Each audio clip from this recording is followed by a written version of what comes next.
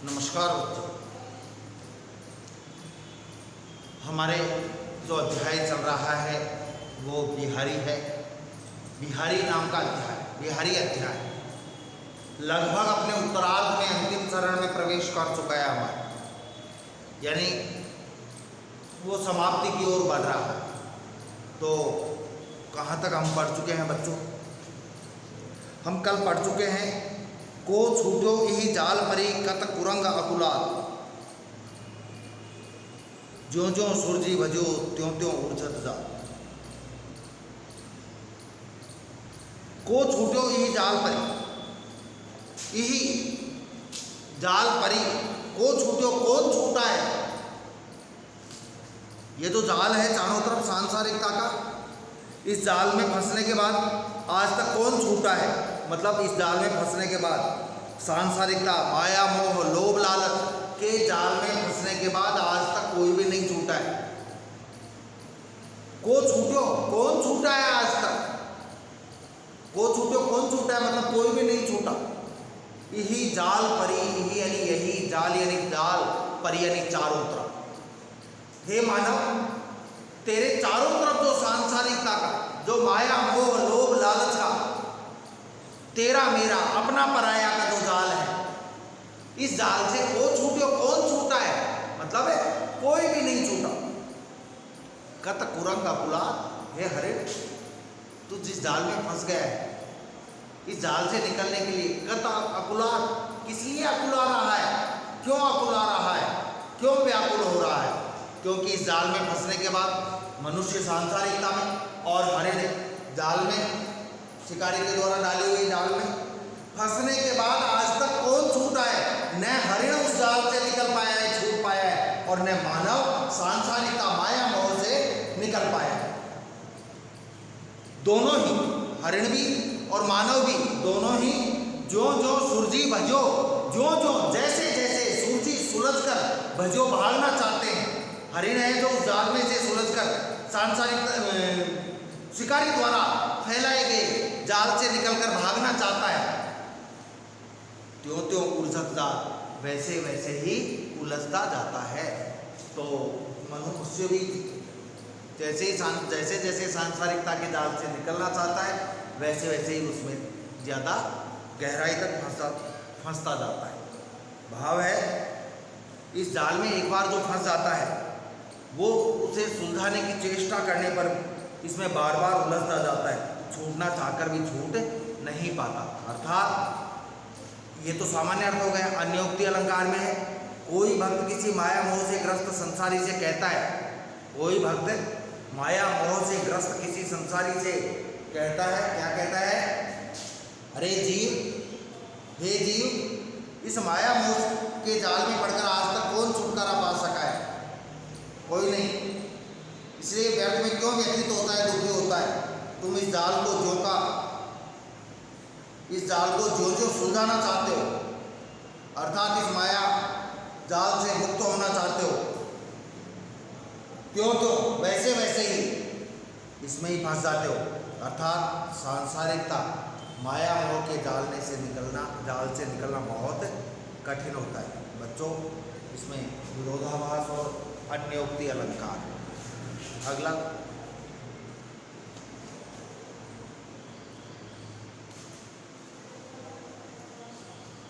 बतरस लालच लाल की मुरली धरी लुकार, सोह करे मोहनु हसे देन कहे नटी जाए। इसमें ये श्रृंगार संबंधी है, संयोग श्रृंगार का। जो बिहारी कह रहे हैं, कवि बिहारी कह रहे हैं कि जो गोपियां हैं या जो नायिका राधा जी हैं, वो कृष्ण से मजे लेना चाहती हैं। कौन से मजे? बातों के, बात करना चाहती है उनसे, बातों का आनंद लेना चाहती है। और कृष्ण तो उनके पास आए नहीं, उनको भाव नहीं थे। अब गोपियां क्या करें, राधा जी क्या करें? तो उन्होंने क्या किया? कृष्ण की मुरली को छुपा कर रख दिया। कृष्ण की मुरली को छुपा कर रख दिया। किसने? नायिका ने, गोपियों ने या राधा जी। किस लिए छुपा कर रखा? बतरस लालच, बतरस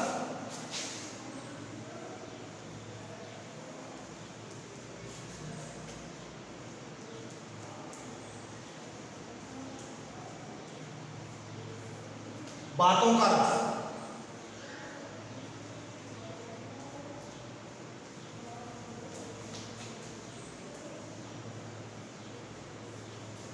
बात करने का आनंद।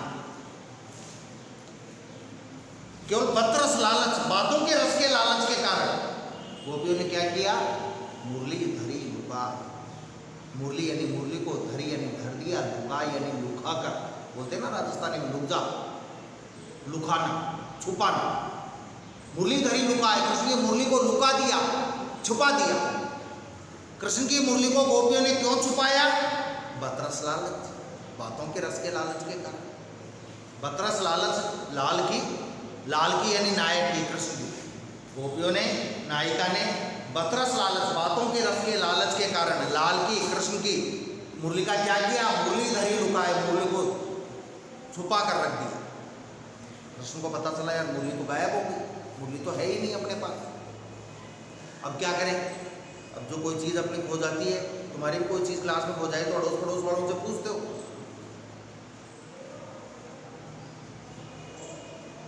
तो कृष्ण ने देखा अड़ोस पड़ोस में कौन है? गोपियां। उनके पास गए, पूछा उनसे, कभी आपने हमारी मुरली ली है क्या? जबकि आपको तो मालूम है किसने ली मुरली? नायिका ने, गोपियों ने, उनमें से किसी ने। उनके पास है मुरली। गोपियां कहती हैं, उनको तो बातें करनी थी, मजा लेना था बातों का, कृष्ण को परेशान करना था। सौंह करे, सौगंध खा के कह रहे नहीं रही यार, तेरी कसम ली नहीं, देखी नहीं।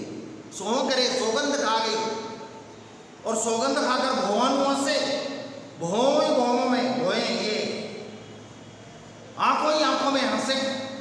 सौंह करे, सौगंध खा गई, भवन से आंखों ही आंखों में हंसे। कृष्ण ने देखा कि भाई अब ये तो सौगंध ही खा गई, कसम ही खा गई, उन्होंने तो नहीं ली होगी। वो जाने लगते। जब वो थोड़ी दूर चले जाते, देन कहे, उनको देने के लिए कहती कि आजा, ले जा, ले जा। देन कहे, देने के लिए कहती। और जब वो पास में आते लेने के लिए, नट जाए, उनको मना कर देती कि नहीं रे, तेरी कसम यार, देखी नहीं अपन ने, क्या कौन सी मुरली थी तेरी, कैसी मुरली, हाथ ही नहीं लगाया आज। केवल कृष्ण को परेशान करने का गोपियों का उद्देश्य था। लेकिन ये परेशान करना, ये दुखी करना एक प्रेम के अंतर्गत था, अपनापन था इसमें। सीधा इसकी व्याख्या है, एक सखी दूसरी सखी से कहती है कि हे नायिका ने राधा अर्थात राधा जी ने कृष्ण की मधुर मधुर बातों का रस का आनंद लेने के लिए लालच के कारण उनकी मुरली को छुपा कर रख दिया। जब कृष्ण उस मुरली को लेने के लिए आते हैं, कहते हैं, तो वह नायिका कभी तो न लेने की कसम खाती है और कभी भौं में, आंखों में हंस देती है। और हंसने कृष्ण जब जाने लगते हैं वापस, तो उनको देन कहे, देने के लिए कहती है, और जब वो लेने के लिए वापस आते हैं तो नट जाए, उनको मना कर देती है। यानी नायक नायिका के अनुराग का, प्रेम का वर्णन इसमें किया गया है। बच्चों, इसमें अनुप्रास, कारक दीपक और रूपक अलंकार का प्रयोग हुआ है। ठीक है, नेक्स्ट अगला है आपके, नाची अचानक ही उठे हिनु पावस बन मोर, जानती हो नंदित करो यह दिशि नंद किशोर। बच्चों, इसमें क्या बताया है?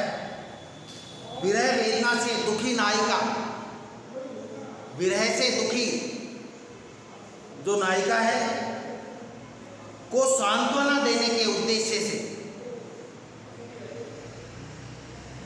उसको समझाने के उद्देश्य से एक उसकी सहेली कहती है कि शायद आज वन में कृष्ण से भेंट हो जाए। एक विरह में डूबी हुई नायिका को समझाने के लिए नायिका की सखी कहती है कि शायद तू भी विरह में डूबी हुई है, हो सकता है आज वन में चले अपन जंगल में, तो कृष्ण से भेंट हो जाए, मिलन हो जाए। इसी प्रसंग में वह कहती है, बच्चों ध्यान रखना, विशेष है ये पद। नाच अचानक ही उठे, अचानक ही नाचने लगे। नाच अचानक ही उठे, अचानक ही नाचने लगे। बिनु पावस बन मोर, बिनु पावस बिना पावस के, बिना पावस के।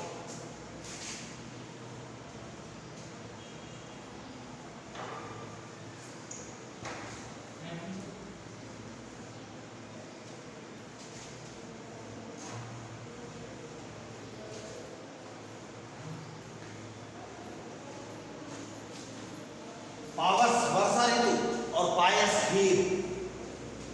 आज से कनावते शुरू हो गए, श्राद्ध पक्ष।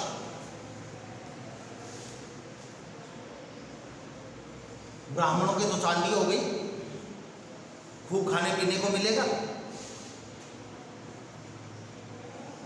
श्राद्ध पक्ष में। वैसे ध्यान रखना, मैं ब्राह्मण ही हूं। बिनु पावस वन मोर, बिना वर्षा ऋतु के ही वन में मोर नाचने लगे। मोर कब नाचते हैं? वर्षा ऋतु में। लेकिन वर्षा ऋतु भी नहीं चल रही, लेकिन फिर भी वन में, जंगल में मोर नाचने लगे। तो मोर नाचने लगे, इसका कारण क्या है? जानती हो नंदित करो। तो मैंने तो यही सोचा कि नंदित कर दिया है, आनंदित कर दिया है, प्रसन्न कर दिया है। यह दिशा नंद किशोर, इस दिशा में नंद किशोर आ गए। नंद किशोर, नंद के किशोर यानी बेटे। नंद के बेटे कौन? श्री कृष्ण। कि इस दिशा में वन की तरफ कौन आ गए हैं? श्री कृष्ण का आगमन हो गया है, कृष्ण आ गए हैं। बच्चों ध्यान रखना, दो शब्द हैं।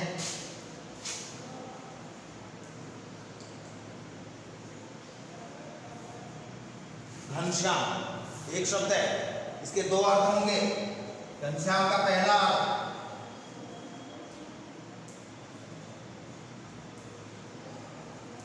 काले बादल, घन यानी बादल, श्याम यानी काले। और काले बादल होते हैं तो काय के होते हैं? बारिश के होते हैं, वर्षा के होते हैं। एक तो घनश्याम और दूसरा घनश्याम।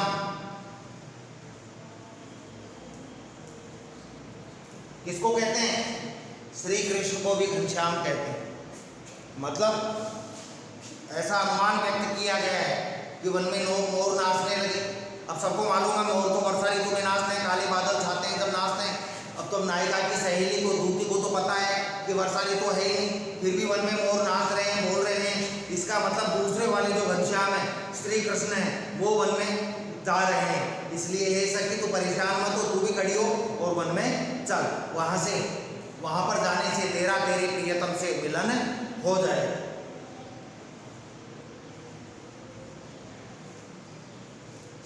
एक और देख लो बच्चों, कितने बच्चे हैं? 1 2 3 4 5 6 7। एक और देख लो, इसमें नायिका के अप्रतिम सौंदर्य के बारे में बताया गया है। बहुत सुंदर नायिका है, बहुत सुंदर। उसकी सुंदरता में कोई कमी निकाली नहीं जा सकती। उसका जो सौंदर्य है वो निष्कलंक सौंदर्य है। लेश मात्र भी उसकी सुंदरता में, नायिका की सुंदरता में कोई कमी नहीं निकाल सकता। नाक ऐसा है, कान ऐसा है, होठ ऐसे हैं, गाल ऐसा है, बाल ऐसे हैं, ये ऐसा है, वो ऐसा है, कोई कमी नहीं। 100% सुंदरता की प्रतिमूर्ति है नायिका। मतलब बहुत बढ़िया है। तो एक नायिका है, उसका पिता राजा है। तो राजा ने क्या किया? राजा ने देखा कि भाई मेरी बेटी इतनी सुंदर है, मैं इसका चित्र बनवाऊं। आजकल ये मोबाइल तो होते नहीं थे जो सेल्फी वगैरह ले लेते थे, चित्रकार होते थे कि चित्र बनवाऊं। देश विदेश से बड़े दिग्गज चित्रकार आए उस नायिका का चित्र बनाने के लिए, लेकिन सारे फेल हो गए, कोई चित्र बना ही नहीं सकता। जबकि जो चित्रकार आए थे वो दिग्गज चित्रकार थे, कोई अरे गहरे नत्थु गहरे छोटे मोटे चित्रकार नहीं थे। वो चित्रकार आए साहब। अब अब चित्र बनाने के लिए आपको मालूम है, ये जो बोर्ड पे लिखा है आपको कहा जाए इसका चित्र बनाओ, तो आप बोर्ड बनाओगे, ये दीवार बनाओगे, ऐसा कलर करोगे, ये ब्लैक बोर्ड ब्लैक कलर करोगे, समझ रहे हो ना। फिर ये लिखोगे, चित्र बनाओगे। जो अच्छा चित्रकार होगा वो बहुत अच्छा चित्र बनाएगा, नंबर 1 रहेगा उसका चित्र। तो नायिका सामने बैठी है, चित्रकार उसका चित्र बना रहे हैं, लेकिन चित्रकारों से चित्र नहीं बन रहा। क्यों? नायिका इतनी सुंदर है कि क्षण प्रति क्षण, पल प्रति पल नायिका का रूप बदल जाता है। चित्रकार ने देखा कि सामने नायिका बैठी है, उसका चित्र बनाया, देखकर ऐसे देख लिया 1 मिनट और फिर चित्र बनाने लग गया। फिर वो चित्र जो देखा वो बनाने के बाद फिर दोबारा देखा तो उसका माथा खराब हो गया, क्योंकि पहले जो देखा वो तो रूप ही बदल गया, उसका वो रूप तो था ही नहीं। अब जो उसने बना दिया वो तो बेकार, वो पन्ना फेंका, फिर दोबारा देखा, फिर अब उसका रूप आंखों में समाहित करके फिर चित्र बनाने लग गया, फिर देखा तो उसका रूप बदल गया। मतलब पल प्रति पल, क्षण प्रति क्षण उसका रूप बदलता जा रहा था, परिवर्तित हो रहा था। पता नहीं नायिका थी या कोई चुड़ैल पुतली थी, समझ में ही नहीं आया। वो लिखन बैठी, चित्रकार लिखने के लिए बैठे, बनाने के लिए बैठे, बाकी छवि उसकी छवि, लेकिन क्या बनाते, उसका तो रूप ही बदल रहा था। गही गई गर्व गरूर, उनका जो गर्व और गरूर था, घमंड और अहंकार था, वो गही गई बार बार उतर रहा था, जा रहा था। उनका घमंड चूर चूर हो रहा था, अहंकार टूट रहा था, क्योंकि वो अपने आप को दुनिया का बड़ा चित्रकार कहते थे। लेकिन उस नायिका के सौंदर्य के सामने उनका जो गर्व था, उनका जो अभिमान था, अहंकार था, सारा का सारा टूट रहा था।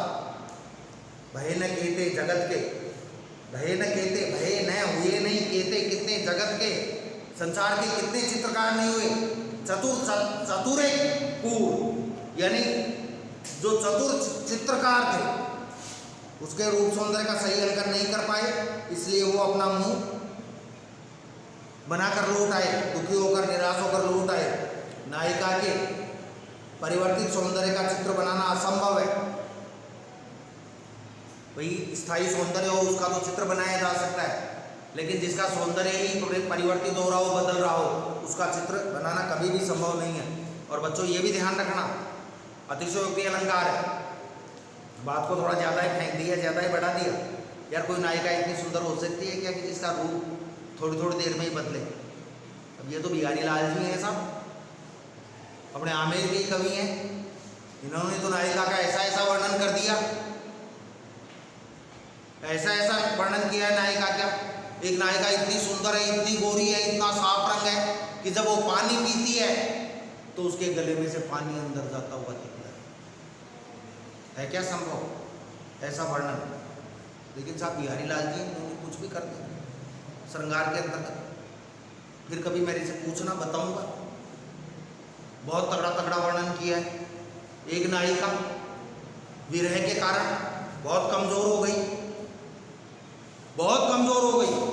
कितनी कमजोर हो गई, रास्ते में आते जाते हुए ही नहीं दिखती थी, इतनी कमजोर हो गई। अपने बल पर नहीं चलती थी। जब वो चलती तो जब वो, अब तुमको मालूम है जिंदा आदमी सांस तो लेगा, तो जब वो सांस लेती, सांस के सहारे रास्ते में कभी इधर कभी इधर कभी इधर कभी इधर चलती थी, वो अपने पैरों से नहीं चलती, सांस के सहारे आगे बढ़ती थी। इतनी कमजोर हो गई, रास्ते में लोगों को तो दिखती ही नहीं थी। ठीक है बच्चों, शेष जो है हम प्रयास करेंगे कि ये अध्याय हमारा कल पूर्ण हो जाए। ठीक है, धन्यवाद।